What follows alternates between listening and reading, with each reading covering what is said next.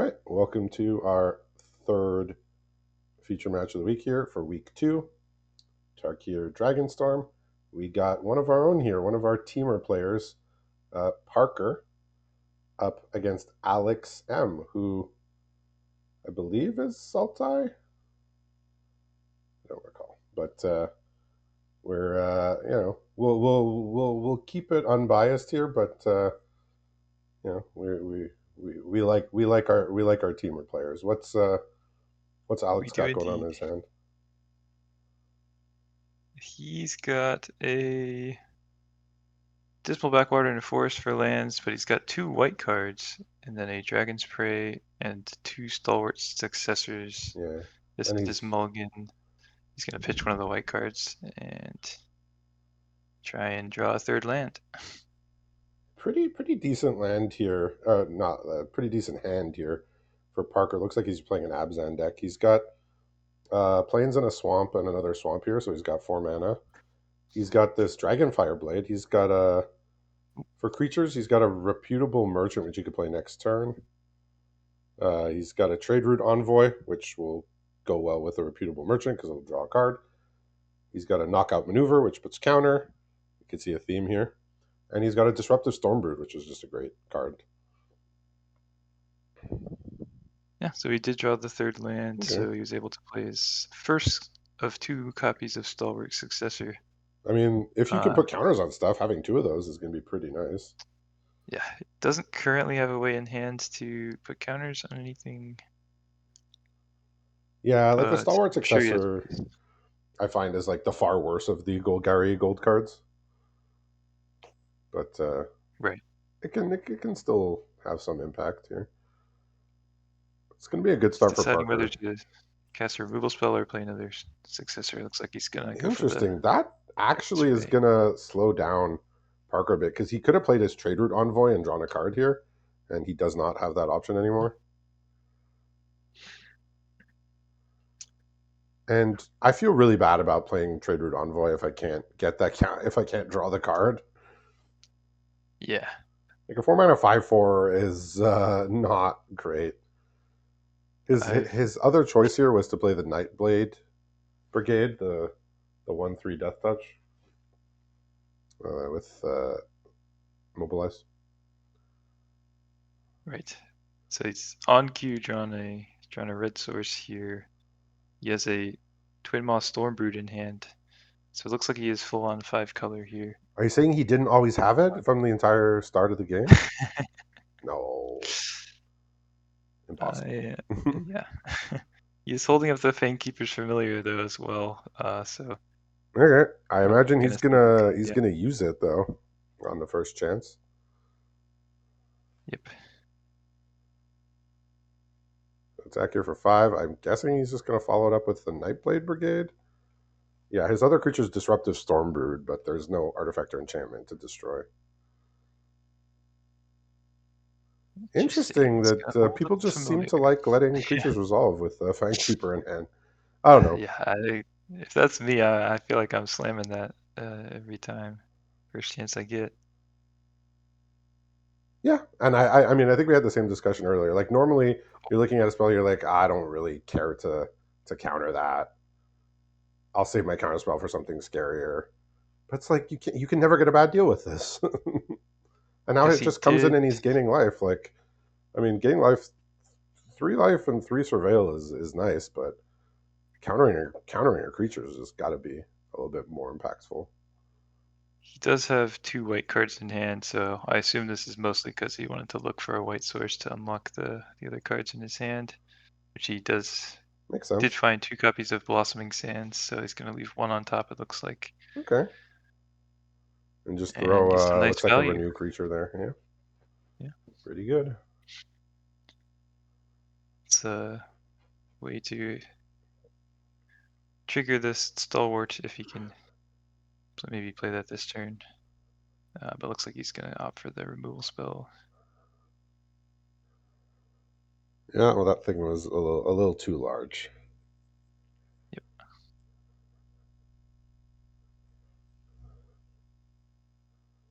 All right, so he can equip here. Now I have to remember everything it does. It has hexproof from Monocolored. monocolored. Yep. I think that's it, right? Yeah. It costs one less to equip for each color the creature is.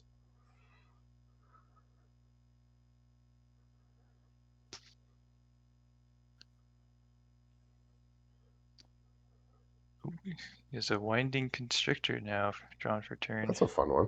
So where are you at on this the Enoch Wayfarer? I know some people say it's always like you always play all of them. Some people like really don't like it because of when it misses how bad it is. I'm a pretty big believer in the Wayfarer. I think at least you're getting. I mean, it's not much, but you're getting some value when it misses, unlike the pothole mole in the previous Yeah, set. if well, Pothole Mole was a little bit better because it get back any land that was in your graveyard. Ah, true. Yeah. But it's just like if you don't have recursion or reason to want things in the graveyard, I found it's not a card I want that much because the field case is it's too below rate. It's just playing too many Yeah. altitude in those three. If you're not either if you're playing it for like the fixing or for the graveyard synergies, then I could definitely see you not wanting it in your deck. Yeah, like I've been playing them in my league deck, and like I have like one recursion in my entire deck, which is like the black uncommon. You can bring two creatures back to your hand. It's like I just see like two of my rares get dumped in the graveyard. Like I play two Wayfarers Yeah. on consecutive turns. I see like two of my rares and like two of my five removal spells in my whole deck just dumped in the graveyard. I'm like, why? It's like I know it's fine, but it feels like whenever I play it and I get the land, it's like oh phew, rather than like yeah, this card's just I'm happy. Anyway, we have a pretty Right. nice turn here for Parker Yeah, I would say so. playing under the skin and then getting 2/2/3 flanks. Well, that Dragon Sniper gets in the way of one of them.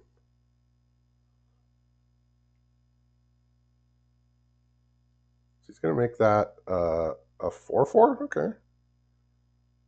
Knockout maneuver can take care of that, though. Yeah. Yeah. So he's going to have a pretty reasonable attack here.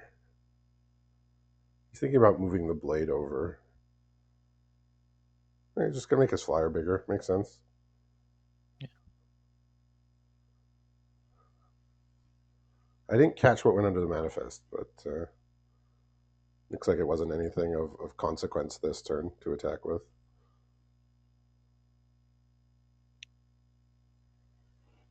Yeah, looks like it's gonna be tough for Alex to come back from this one. He's got to rally the monastery, but obviously that can't target whatever the blade is equipped to. Yeah, I'm finding, and I don't know exactly why this is, but I'm finding that a lot of the games are pretty one sided. Like we've seen the games tonight. I put a post about it Yeah. earlier that was just like, I've played, I think I've played 8 games this week. I played 4 matches, 8 games. They were all 2-0, and just like none of them were like very close games. One of the games was like back and forth and came down right to the end, and the other 7 were just like squashes one way or the other. Yeah, I feel like a lot of my games have been similar as well. And yeah, I mean, I guess part of that's maybe just how powerful the Yeah, rares are that you can get in the set it's funny because and I'm the not good fixing necessarily and seeing stuff. that in draft. In draft, I am seeing a bit more like long, drawn out games. But yeah, in league, it seems to be the games are one sided more often than they are not, from what I've seen. But yeah, so we get a win here for Parker, getting those flyers into play uh, and taking over the game. Yeah, I wonder how different is that game if and we asked this earlier, like if he just plays as Fang Keeper Familiar and stops that Death Touch guy from resolving, because that Death Touch guy did a lot of attacking this game. Yeah, yeah, no, it definitely would change things. Obviously, he was looking for the white source, but yeah, it's hard to pass up the opportunity to counter I a mean, creature that's it's just a clean annoying two to for one. block. Like it's And just a yeah, clean 2 for one. So it's as straightforward 2 for 1 as you can get. Yeah, so yeah, so yeah, pretty straightforward Abzan deck here. He's low on the white. I think there's about maybe 6 white cards in total. So base green black, as you often see for most Abzan decks, I would say. Yeah, similarly, great base green black for Alex as well. Looks like he's got, I see about 6 white cards, and then splashing looks like 2 or 3 red in Dragonback Assault, Carrier Kick Guardian, and Those are good the ones. Omen for the Twin Moss Stormbrood. Okay, those are some good ones. Yeah, it usually stands to reason the more colors that you're playing, the more insanely strong top end cards you have. Because most of the time you don't have all your good, insane top end cards in the same color or like 2 colors. He's notably got a Dragon Brood's Relic in the sideboard. Huh. I like that one. That Yeah, one makes especially if sense to you're throw five in. colors, you'd think Yeah, you want it, but maybe it just hasn't been working out for him. he's got 1 copy in his deck, 1 in the board. Okay. He's I feel like if you want one, you probably want two, Yeah, but I mean, he's got a decent amount number of 2 drops and some small creatures in order to utilize it. But interestingly, he's adding a few red cards, adding okay. a Summit Intimidator and a Turret Ogre. Turret Ogre, yeah, okay. It's maybe trying to get a bit more aggressive, but Yeah, I didn't see what Parker brought in, but I know he took out one of his 2 Sarkhan's Resolve. I guess he didn't see flyers, so he wasn't as afraid. But he did click submit pretty quick. Alex has got 61. He's looking for one more cut here. Mm-hmm.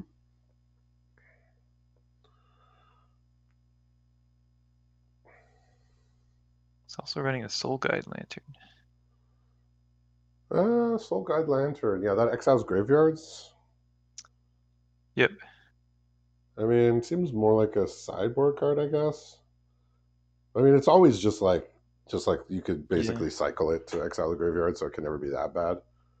right. And there are obviously a lot of graveyard synergies in the set.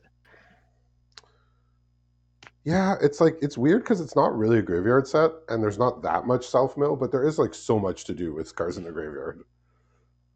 Right.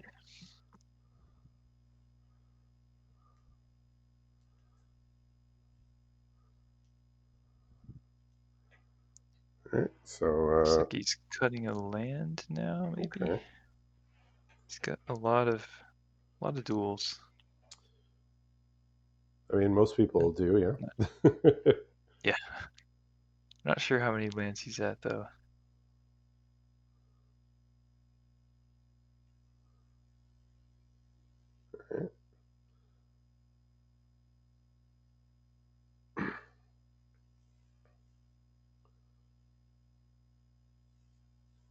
What's Parker doing here with his looking at his friends list? He's In terms of he's scouring his friends list. in terms of rares, Alex has got a Dragonologist, a Naga Fleshcrafter, the Fangkeeper Familiar that we saw, and then the Dragonback Assault. Ah, Parker was trying to send a friend request to Yo Mama, but it didn't work.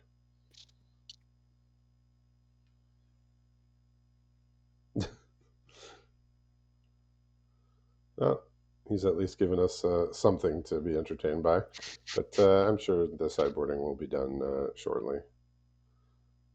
We're down to 60 cards. Okay. Still considering his options, I think.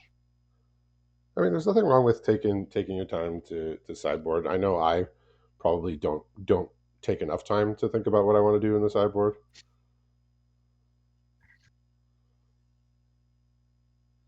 Like I often just like I know the couple cards that I side in, and then like if I don't care to side those in, I just click done.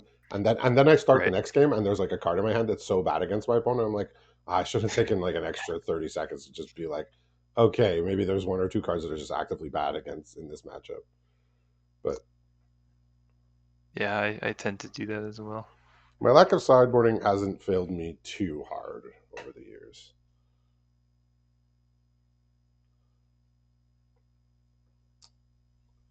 So highly functional hand here for Parker. Absolutely nothing special, but will be functional.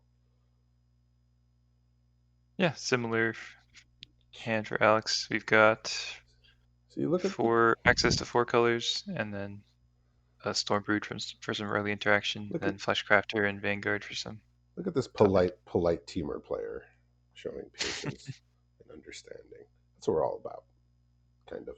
Oh yes. So yeah, I was saying not a very exciting hand for Parker. He has like Dream Drinker Vampire, which is the Modern Horizons card.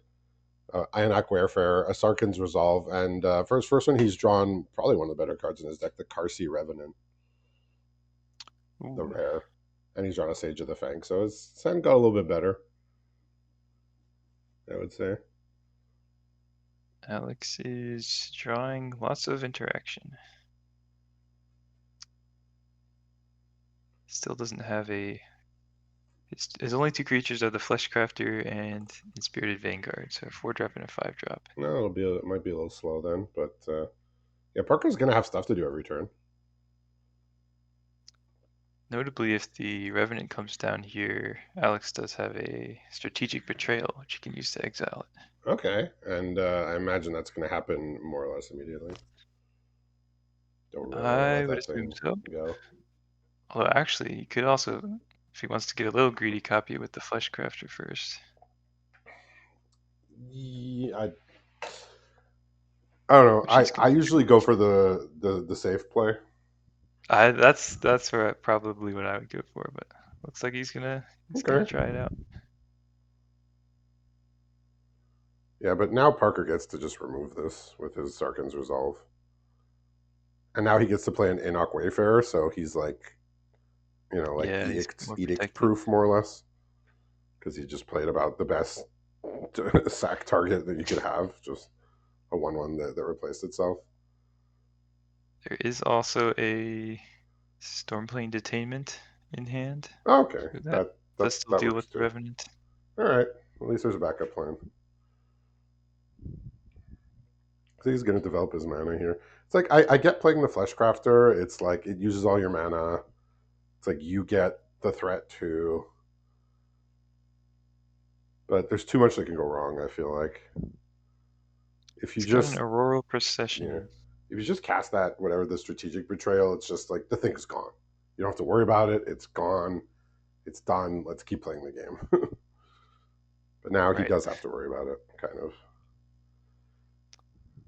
Not sure why we played that at sorcery speed. I guess he's concerned about an exile. Something that would exile from graveyard, Yeah, maybe. that's true. But Yeah. Oh, I mean that is like information that you did not need to give to your opponent.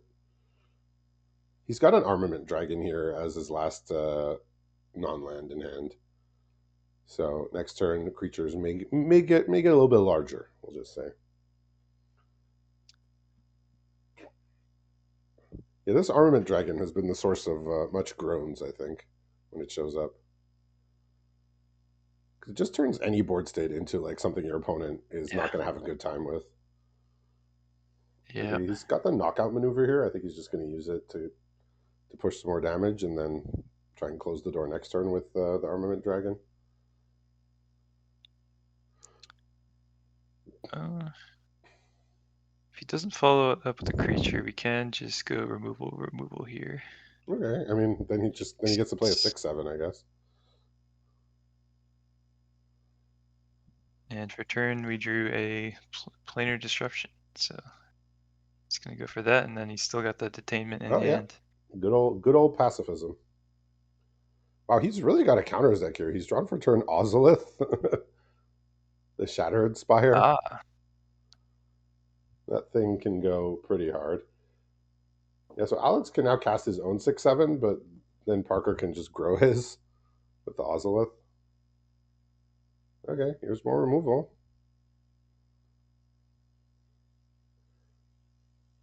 I mean, he may just run him out of things to do. Alex, perhaps. What's the other Yeah, unknown in hand? it's a disruptive storm brood. Okay, that can blow up the Ozolith. So Parker's threats have been whittled down to none here, basically. Not sure why we tutored for a land here. Let's Um, see, you can yeah, cast both that the yeah, spells, I guess so. I but guess it was not necessary. Interesting. He cycled the Ozolith rather than play it, but I guess uh, this it was correct because the Stormplane was on top, and now he gets to attack. So yeah, turns out he did the right thing.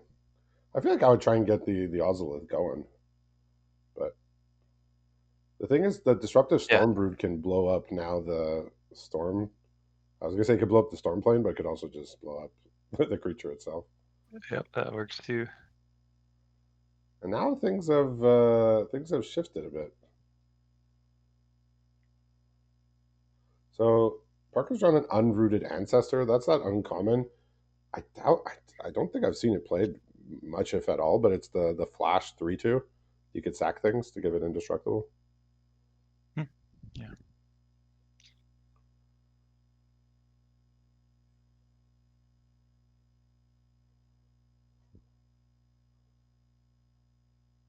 So Alex probably feeling a bit better about his spot here, despite the life total discrepancy.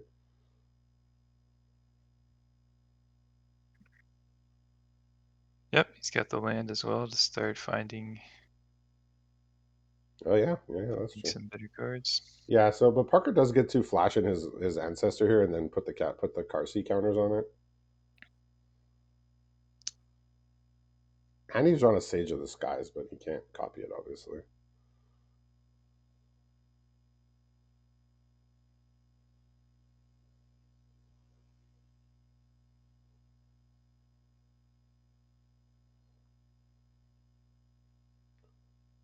Looks like he is just gonna not get fancy here. I'm not sure how correct that is in the face of a 3/3 flying, but I guess it's something he could sack if he needs to. Yeah,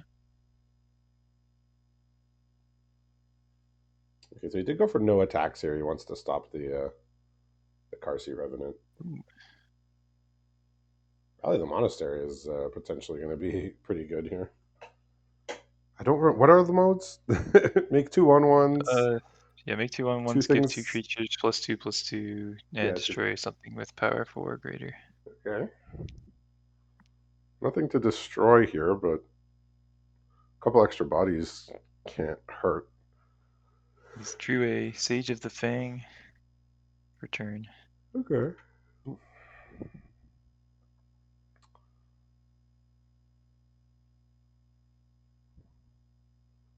So his options are, I guess, just to play the Sage, I suppose, and then the Monastery after that. Yep, this would give him the discount. Although I guess he has 4 mana anyway.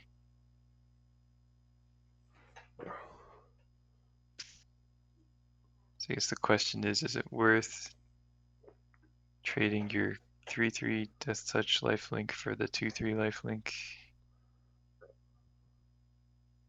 Oh no, this But you can can't sack he? and give it indestructible, but Yeah. So which he I put a mean counter still on gets his rid of a opponent's 2/3, creature but to kill it, but it has the indestructible text, which is a little yeah, unfortunate there. Aggressive negotiations. This is not the time for negotiations of any kind. I mean, this will die to the next removal that shows up, I suppose. right, I mean, at some point you probably just play aggressive negotiations to put a +1 counter, but you maybe hope that your opponent keeps up something or draws like an Aush's Exhale or whatever, something that can only be cast in combat right.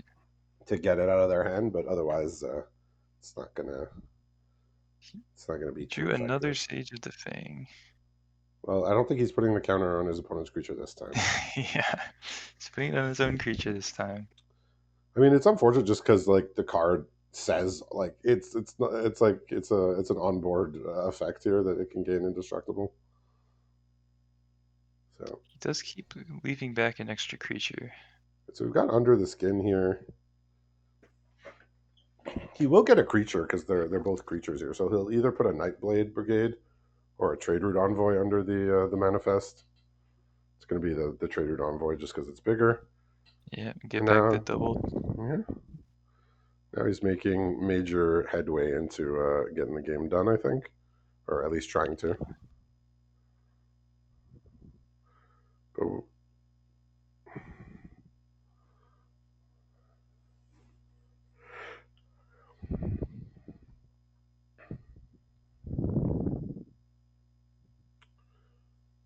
oh, He's got an Evolving Wilds, so yeah, probably gonna be looking for something off the land. imagine so. All right,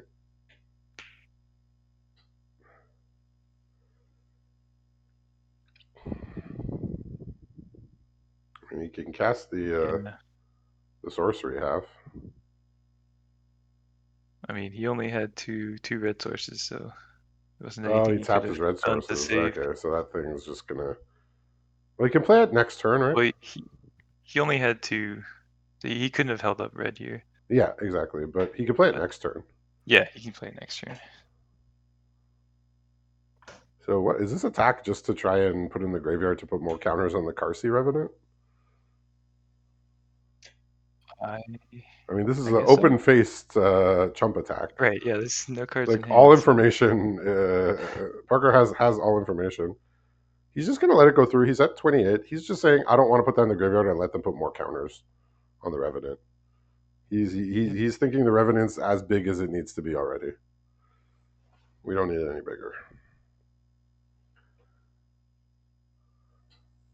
So which creature did he choose for the face down? It's a 4/3 underneath. Gotcha. It's a trade route envoy. So for our purposes, it's a 4/3 with no rules text whatsoever Right. because it's not going to do anything once it flips up.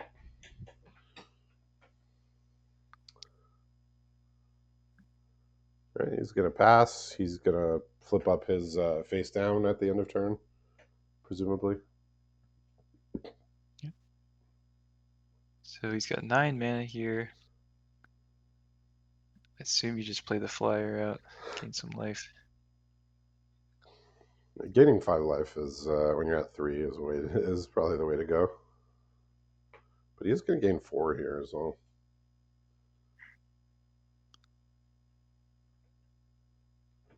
Okay.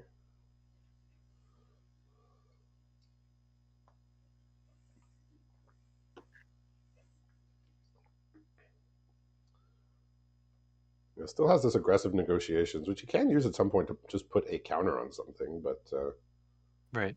it's not going to be especially effective. Right, here's a 6/5 flying. But we still got a Death Touch one over here that can sack to get indestructible, so it will be an annoyance for Alex, I'm sure. Well, this is I could safely say this is the best unrooted ancestor I've ever seen, even though it's maybe only like the second one I've ever seen him play. Yeah. So Yeah, we're it's putting in work here. standards. The bar is low Yeah. for unrooted ancestor, but it's definitely surpassed it in this game. Like it's just. But I mean, you can't envision putting 3 ability counters and 2+1 counters on it. So Yeah. on a reliable basis. Okay. Looks like he was not interested in attacking with his dragon. It's like this is one of those games where if Parker was a bunch lower, there is like a surprise out of nowhere win Yeah, with the Fleshcrafter. with the Fleshcrafter just turning everything into a flyer, but Parker's just way too Yeah, high from all the the life gain. 39 life is a He's is a doubled bit his life much. total effectively. Like some decks are capable of dealing 40 damage, but some decks are just it's not really realistic to deal 40. Yeah.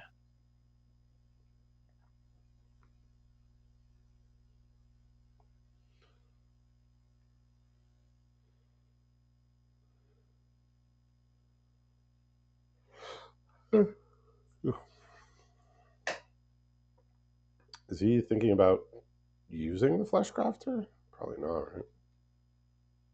I am not sure. Or it doesn't look like it. Right, And yeah, Sagu no. Wildling off the top here, not incredible on this board, but it's getting to the point where the Sagu Pummeler is, or the other dragon's going to have to block this. Yeah.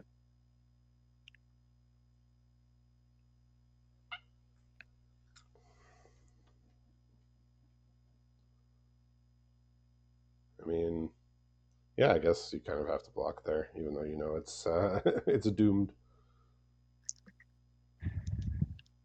Yeah, at this point, basically just looking for another exile removal spell. I mean, there's not that many. I mean, conceivably, maybe he Yeah. has one or more, one or two in his deck, but Oh, that. He's got an undergrowth leopard, which he can use to kill the O-ring, which gets back the disruption. I mean, yeah, that works. That absolutely works for this very scary Yeah. creature.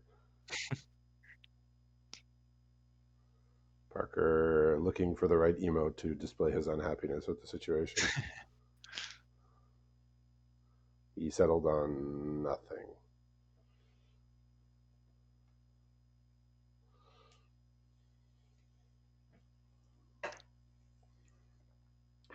What's the unknown See. card in hand here for Uh, Alex? he doesn't have any cards in hand. Oh, okay, they're both in his graveyard. Yeah, okay, all right. Yeah, the pummeler and the fleshcrafter. He's gonna have to I guess start it's a doing question of something here. how aggressive he wants to get here.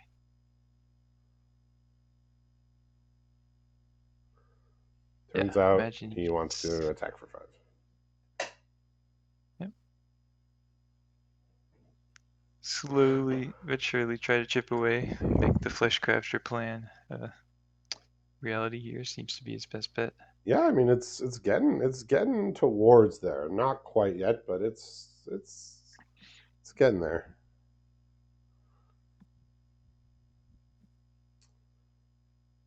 All right, what's off? What did he get off the top here? The Bloodfell Caves.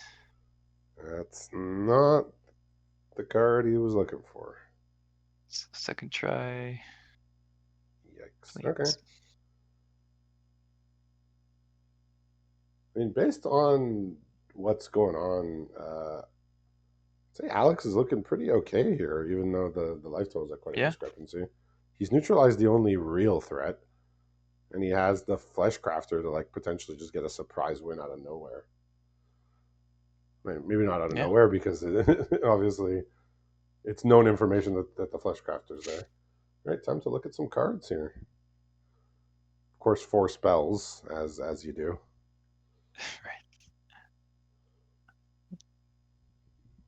It's better than 4 lands. Yeah, so he's looking at, well, you'll see the two he put in the graveyard, which is the Champion of Doosan and the Desperate Measures.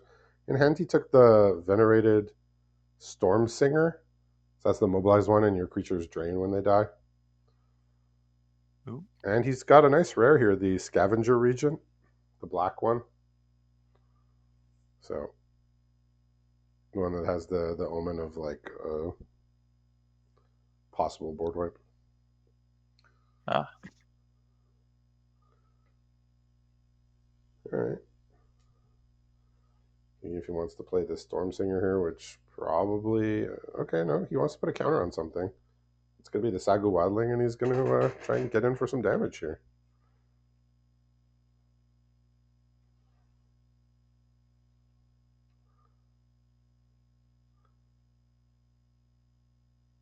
He might just take it here. I feel like I'd be pretty incentivized to block. No, he figured out Get the that that's most likely the correct case there.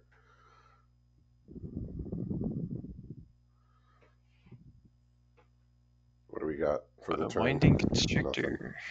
So that will I have to actually read that card. I think it's just you add an extra counter. If a counter would be put on an artifact or creature you control, you put an extra counter. If a permanent would be put on a player, you can give them an extra counter. So it worked for energy as well. All right, so he has a 7/7 here. He said, let me go on the offensive. I need to start attacking. Yeah. Like sometimes you're in a spot where you don't know exactly how you win a game, but you know that at some point you must attack. Right. It's actually figuring out that point is very difficult. At least from my experience, I found Oh that's yeah. very difficult for me to know. Okay, here's when I have to start attacking because I've stabilized or I'm about to turn it around. Often I wait a turn or two too long, and my opponent draws what they need in those one or two turns, and I'm just say, oh well, should have attacked Yep. earlier.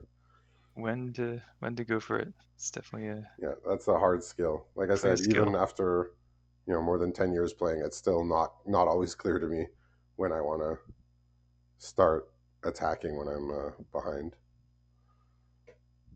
Okay, Now that's a nice one. that is something. Yeah, he's got all 5 colors here. Oh yeah, And enough mana to immediately sack.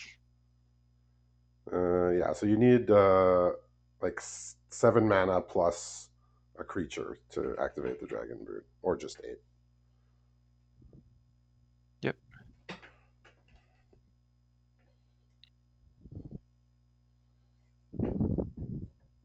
Yeah, have to imagine we just sack that, kill the storms, the 3/3. Gain some life. Yeah, that makes sense. And now you can probably attack with the Sage and the Stormbrood pretty safely with a lifelink flyer on defense and 11 life.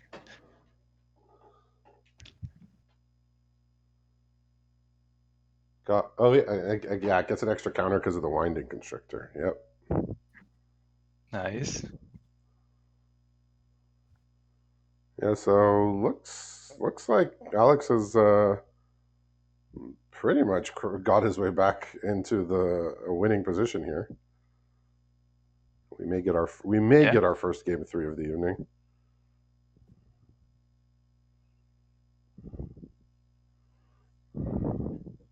He's got a Soul Guide Lantern, so he's checking the graveyard, seeing if there's anything scary in there. Well, I mean, there is something scary in his own graveyard. Yeah. He could turn everything into lifelink flyers. It is that will end the game next turn. So I don't think he's going to be activating the other half of the lantern just yet. Yeah, he Oh, sees it he does sees exile what's going both on. He graveyards? sees lethal in Yeah. the air through the Naga Flesh Crafter. Yeah, so impressive comeback there from not a super favorable position. And Parker's immediately looking at his Sarkhan's Resolve that he took out a copy of, and he says, "Let me slide that back in there."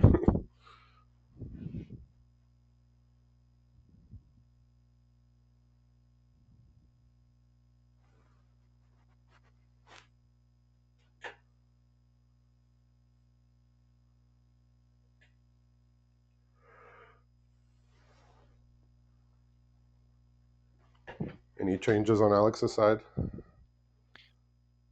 We're still thinking he hasn't changed anything yet. Yeah.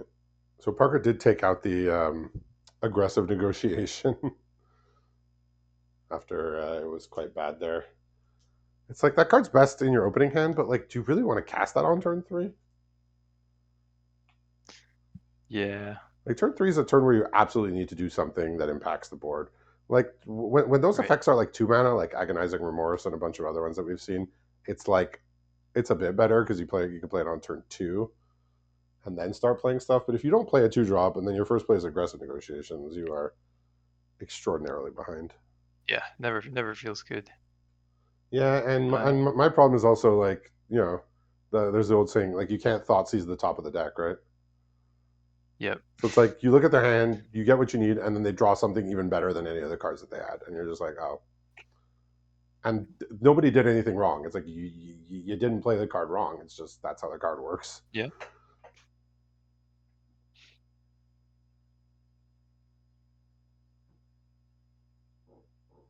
It's an unfortunate mulligan here for Parker down to 6. What's is Alex looking at a keepable hand? It's a little I guess sketchy. not. He's Yeah, gonna send it back. He had only red yeah. and blue Lots of mulligans tonight. lands, but yeah.